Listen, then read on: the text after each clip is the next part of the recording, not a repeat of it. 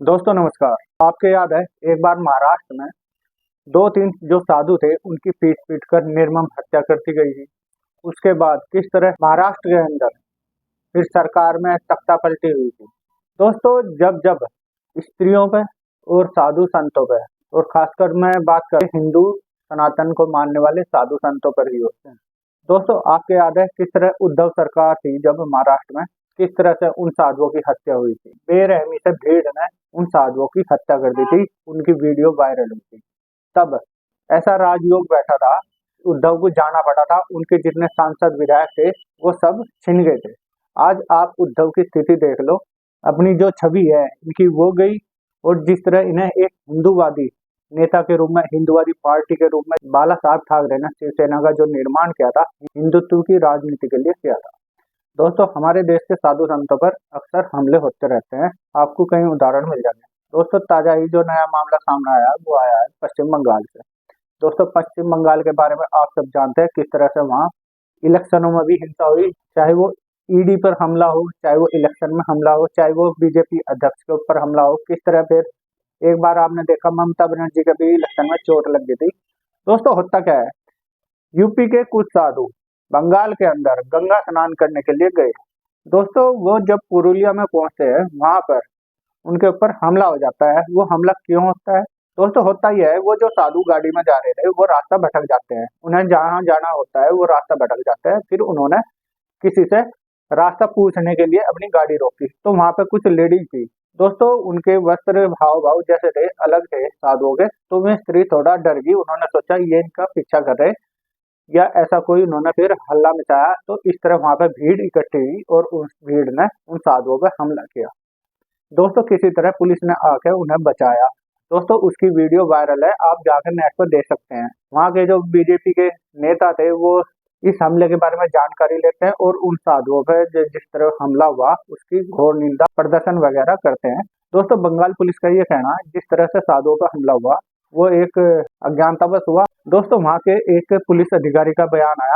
जो महिलाएं थी जिनसे उन महात्माओं ने रास्ता पूछा था उनको मिसअंडरस्टैंडिंग हुई थी और वे किस तरह डर गई थी। लोगों की भीड़ ने इकट्ठा करके उन्हें पीटना शुरू कर दिया था। उसके बाद साधु संतों का बयान आता है, वो किसी को भी इसका इल्जाम या इसकी जो पीटने की जो घटना है उसे किसी को दोष नहीं देते। उनका कहना यह है अब हमारा कुछ जीवन के ऐसे कर्म होंगे जिसका हमें ये दंड मिला। दोस्तों यही हिंदू धर्म की खासियत है। जो साधु संत है हमारे, वो किसी को दोष नहीं देते ना किसी को सजा। इस तरह उन्होंने फिर कुछ नहीं कहा और चुपचाप अपना शांत रहे। दोस्तों अब बात उठती है वहां की सरकार क्या कर रही है। क्या इस तरह के अटैक होते रहेंगे? दोस्तों अब देखना बंगाल पुलिस को क्या मामला था, इसकी गहन जांच हो। जो साधु संतों पर हमला हुआ, जिस तरह भीड़ इकट्ठी हुई, क्या कोई किसी आदमी की साजिश है? ये सामने आना चाहिए। ये हमले कोई नए नहीं। दोस्तों आपने देखा होगा पिछले दिनों एक आरएसएस कार्यकर्ता की घर के अंदर उसके परिवार और छोटे बच्चे सहित हत्या कर दी थी, जो बहुत ही गलत है। दोस्तों इस तरह ही मैं उदाहरण दे रहा था, जैसे शुरू में महाराष्ट्र सरकार जब थी वहां पे उद्धव सरकार, तब उनका पतन हो गया था। ऐसा ही अगर ममता बनर्जी ने ये नहीं रोका, वहां की सरकार ने नहीं रोका, तो उनका भी पतन निश्चित है। आप उन साधु संतों की महानता देखकर जिस तरह उन पर हमला हुआ, घेर के भीड़ में 200-300 लोग इकट्ठे हो गए वहां पे, और किस तरह साधु संतों पर हमला हुआ। जिसके हाथ में जो आया, लकड़ी आई, डंडा आया या फिर कोई पाइप आया, इस तरह उनकी पिटाई हुई वहां पे, जो बहुत ही दुखदायी है। दोस्तों गीता में ये कहा हुआ, जब जब पृथ्वी पर अत्याचार बढ़ेगा, हत्याएं बढ़ेगी या कुछ भी क्राइम बढ़ेगा, तब तब भगवान अवतार जरूर लेते हैं और जो जिसकी गलती होती है उसे सजा जरूर मिलती है। अगर इसमें वहां पे सरकार की गलती है, प्रशासन की गलती है, उसे ये रोकना चाहिए था, उनकी पिटाई नहीं होनी चाहिए थी। दोस्तों होता क्या है फिर, जो महिलाएं थी उन्होंने भी साधुओं से आकर माफी मांगी। साधुओं ने उनसे कहा अब आपकी कोई गलती नहीं, ये हमारा किसी कर्म का दंड मिला हमें, आपकी कोई गलती नहीं, आपको मिसअंडरस्टैंडिंग हुई, इसमें आपका कोई दोष नहीं है। ये हिंदू धर्म में ही संभव है। दोस्तों इसके एवज में आप देखेंगे बंगाल पुलिस ने भी बहुत अच्छा काम करा।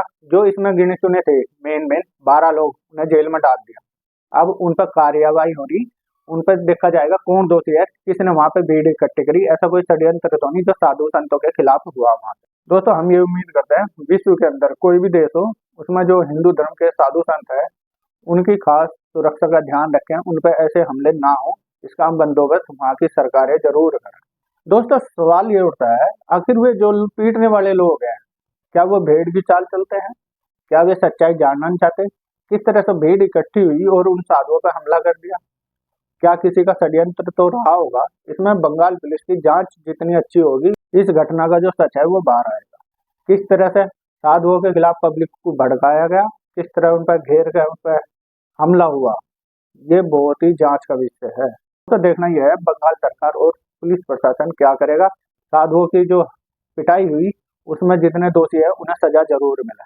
दोस्तों आपको ये वीडियो अच्छी लगी हो तो वीडियो लाइक कर सकते हैं, आप मेरे चैनल को सब्सक्राइब कर सकते हैं। धन्यवाद, नमस्कार, जय हिंद।